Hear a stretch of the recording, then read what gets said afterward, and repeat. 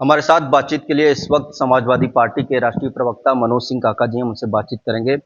Sir, Akhilesh Yadav की जो photo मस्जिद से वायरल हुई थी, उसको लेकर के बीजेपी तमाम सवाल उठा रही है। बीजेपी का ये कहना है कि अ, समाजवादी पार्टी जो है धर्म स्थल को पार्टी का दफ्तर बना दिया है। ये बनारस में हम लोग बैठे हैं और यहाँ रैदास की और कबीर की धरती है। और रैदास ने कहा कि मुसलमान से दोस्ती, हिंदुअन से करो प्रीत, और सबही ज्योति हैं राम की सबही अपने मीत।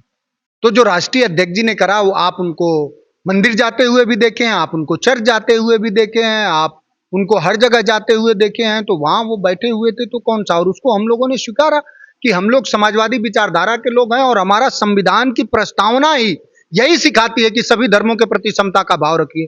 सब धर्म, उन्होंने एक बहुत बड़ी बात कही जो कभी कबीर कहते थे, जो कभी रैदास कहते थे, जो कभी दादू कहते थे, उसी पूरी भावना को उन्होंने कहा कि आस्था आपस में सद्भाव और बंधुत्व बढ़ाती है, और इसलिए सभी आस्था का हम सम्मान करते हैं। लेकिन इसको लेकर के भी सियासत शुरू हुई है। आपने मौलाना जो मौलाना है, वो जो डिम्पल यादव को लेकर के जो टिप्पणी किए हैं, आपने भी देखा होगा को लेकर। वो कोई मौलाना नहीं, वो 5,000 और 2-3 हजार रुपए लेकर के वो टीवी पे बैठने वाले लोग हैं, और वो चैनल भी उसी तरह का है।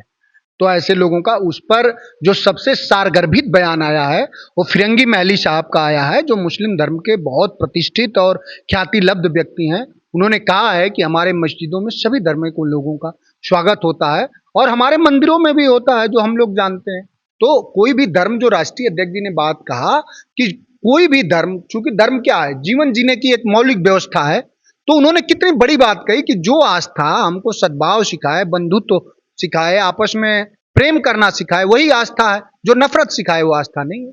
तो हम उसका स्वागत करते हैं। अ, अमित मालवीय का भी एक बयान आया है। उनका कहना है कि अब जो है अखिलेश यादव इस पे चुप्पी साध लिए हैं, क्योंकि वो मौलाना है, इसलिए उनको जवाब नहीं देना। ये कौन है, मैं तो जानता नहीं, ऐसे सुनता रहता हूँ।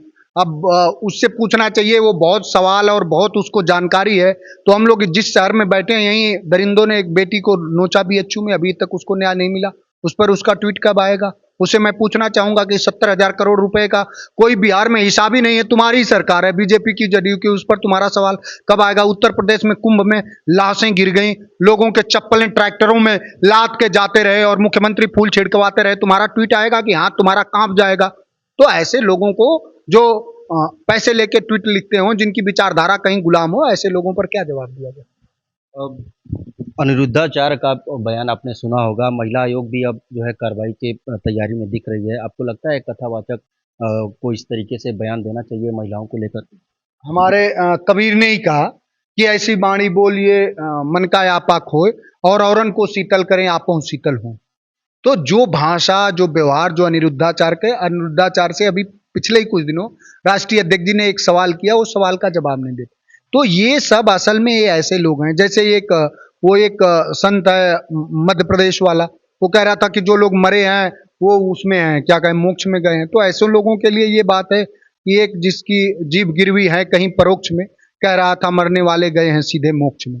तो ये गिरवी लोग हैं। और अनिरुद्धाचार्य ने जो माताओं बहनों के खिलाफ जो बात, उसे किसी भी सभ्य समाज में उसे स्वीकारा नहीं जा सकता। सरकार को और महिला आयोग को, राष्ट्रीय और उत्तर प्रदेश के महिला आयोग को, उसके खिलाफ कड़ी कार्रवाई करनी चाहिए। क्योंकि डॉक्टर साहब, बाबा साहब भीमराव अंबेडकर ने कहा कि किसी समाज और किसी देश की प्रगति उसके माताओं बहनों के सम्मान देने और उनके प्रगति से नापी जाती है। हम माताओं बहनों को समता के अधिकार से और उनको पुरुषों के समक्ष खड़े होने के भाव से देखती है समाजवादी पार्टी। अनिरुद्धाचार्य कोई धर्माचार्य नहीं है, बीजेपी समर्थित एक धर्माचार्य धंधेबाज है, उसके खिलाफ कड़ी कार्रवाई होनी चाहिए। आप बनारस में हैं। बनारस में पूर्वांचल की सबसे बड़ी मंडी दाल मंडी में अब बुलडोजर चलाने की तैयारी जो है जोरों पर चल रही है। कहा यह जा रहा है कि बरसात बाद अब जो है जो सड़क चौड़ीकरण का जो मामला है, उसे अब रफ्तार दिया जाएगा, क्योंकि कैबिनेट ने भी मंजूरी दे दी है, बजट भी पास हो गया है। लेकिन वहाँ के जो व्यापारी हैं, जो छोटे दुकानदार हैं, वो काफ़ी परेशान दिख रहे हैं। देखिए, पूरा भारत की जो अर्थव्यवस्था है वो असंगठित क्षेत्र के व्यापारियों से चलती है। हमारी जो पूरी इकोनॉमी है 10% सिर्फ संगठित, इस तरह छोटे छोटे व्यापारियों, छोटे छोटे दुकानदारों से चल रही। लेकिन जो बीजेपी बड़े बड़े उद्योगपतियों से इलेक्टोरल बॉन्ड के तहत चंदा ले ली है, तो वो चाहती है कि पूरे देश का बाजार उन्हीं उद्योगपतियों के हाथों में गिरवी रख दे। इसी बनारस में, जहां से माननीय प्रधानमंत्री जी सांसद हैं, और इसी बनारस में आप बेनिया बाग से चले जाइए और चाहे आप काशी चले जाइए, चाहे आप बीएचयू की तरफ चले जाइए, चाहे आप चौका घाट चले जाइए, चारों तरफ वाटर लॉगिंग है।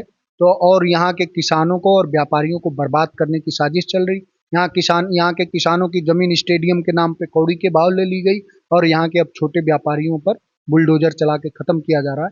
लेकिन समाजवादी पार्टी व्यापारियों के साथ है। अब बीते दिनों चंदौली में जिस तरीके से जो जिम संचालक हैं उनकी हत्या कर दी गई थी, जो अपराधी थे उनके जिम के बाहर ही उनको घेर कर मार दिए। उसमें पुलिस ने जो 4 आरोपी हैं उनका इनकाउंटर भी किया, हाफ इनकाउंटर हुआ है, लेकिन परिवार ये आरोप लगा रहा है कि समाजवादी पार्टी की तरफ से जो है अभी तक कोई मिलने नहीं आया। और दूसरा ये है कि जिस तरीके से पुलिस ने उनका इनकाउंटर किया, परिवार ये भी कह रहा है कि हमको फुल इनकाउंटर चाहिए, इंसाफ।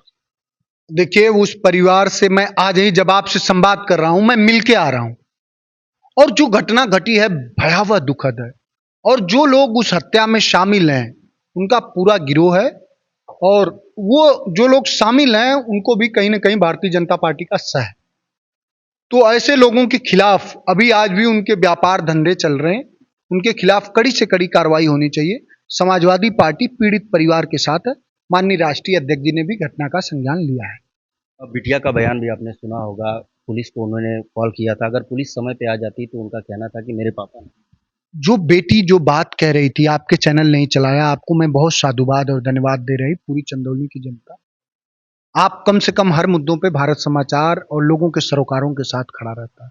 ये सच है, जो बेटी बात कर रही थी, मैं उस परिवार से आज ही अभी मिल के ही आ रहा हूँ।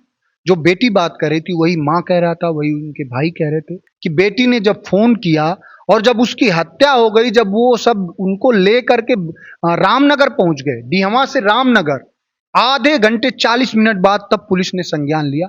अगर समय पे पुलिस आती तो जरूर ये हत्या नहीं होती। पूरे चंदौली में अपराधियों का बहुत बड़े स्तर पर इन्फिल्ट्रेशन हो गया है। अपराधी आ गए हैं, अवैध असलहे लेके लोग घूम रहे हैं। आपके माध्यम से उत्तर प्रदेश की सरकार से, डीजीपी से अपील होगी कि चंदौली को अपराध मुक्त करिए, क्योंकि हमारे राष्ट्रीय अध्यक्ष जी भी कहे हैं कि चंदौली को अपराध की राजधानी न बना दिया जाए। कि यहाँ के अपराधियों के खिलाफ कड़ी से कड़ी कार्रवाई होनी चाहिए। बहुत शुक्रिया बातचीत के लिए। तो ये थे हमारे साथ बातचीत के लिए समाजवादी पार्टी के राष्ट्रीय प्रवक्ता मनोज सिंह काका जी, जिन्होंने तमाम मुद्दों पर बेबाकी से अपनी बातों को रखा। वाराणसी से विनीत श्रीवास्तव, भारत समाचार।